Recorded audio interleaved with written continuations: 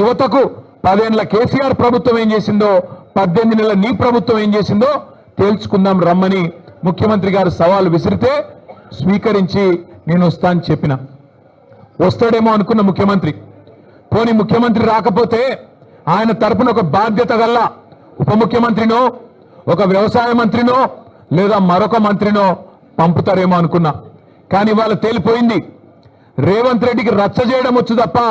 చర్చ చేయడం రాదు అనేది మాత్రం ఖరాఖండిగా తేలిపోయింది రేవంత్ రెడ్డికి బూతులు మాట్లాడడం వస్తుంది తప్ప రైతుల గురించి మాట్లాడడం మాత్రం రాదు అనేది స్పష్టంగా తేలిపోయింది ఇవాళ బేసిన్ నాలెడ్జ్ లేని ముఖ్యమంత్రి ఆయన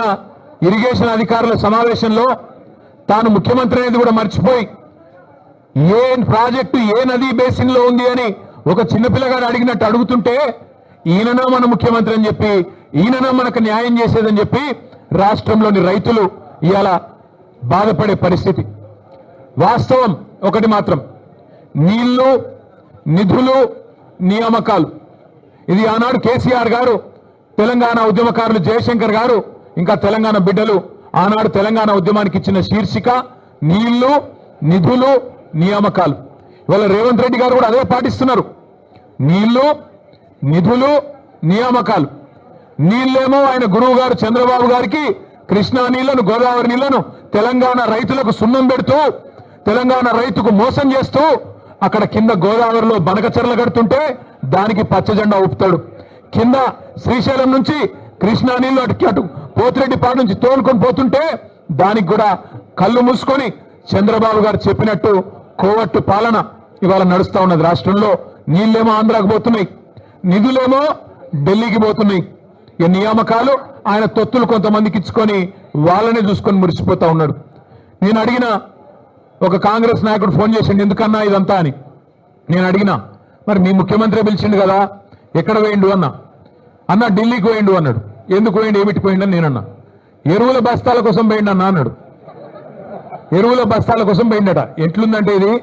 వెనకటికి ఎవడో తాటి చెట్టు ఎక్కిండట ఎందుకు ఎక్కిన తాటి చెట్టు అంటే దూడకు గడ్డి కోసం ఎక్కిన అన్నాడట రేవంత్ రెడ్డి ఎరువుల బస్తాల కోసం పోయినట్టు ఎవరైనా నమ్ముతారా రాష్ట్రంలో రేవంత్ రెడ్డి ఏ బస్తాలు తీసుకొని పోయిండో ఢిల్లీకి అందరికీ తెలుసు రేవంత్ రెడ్డి వాళ్ళ ఢిల్లీ భాషలకు కేంద్రంలో ఉండే పెద్దలకు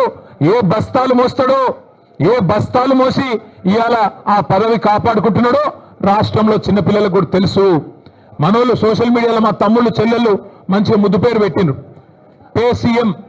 పే సీఎం అంటే పేమెంట్ కోటాలో తెచ్చుకున్న సీఎం పదవిని ఎప్పటికప్పుడు పేమెంట్లు ఇచ్చుకుంటూ కాపాడుకునే బాపత తప్ప నీకు రాష్ట్రంలో రైతుల మీద ప్రేమ లేదు రాష్ట్రంలో గిరిజనుల మీద ప్రేమ లేదు దళితుల మీద ప్రేమ లేదు 42% రిజర్వేషన్ ఇస్తానని నువ్వు మోసం చేసిన బలహీన వర్గాల బిడ్డల మీద ప్రేమ లేదు 2500 రూపాయలు ఇస్తానని నువ్వు మోసం చేసిన ఆడబిడ్డల మీద కనీస గౌరవం లేదు ఇట్లా చెప్పుకుంటూ పోతే ఒక్కటంటే ఒక్క విషయంలో కూడా ఈ ముఖ్యమంత్రి గారు ఇప్పటివరకు సఫలం కాలేదు ఆయన వచ్చిన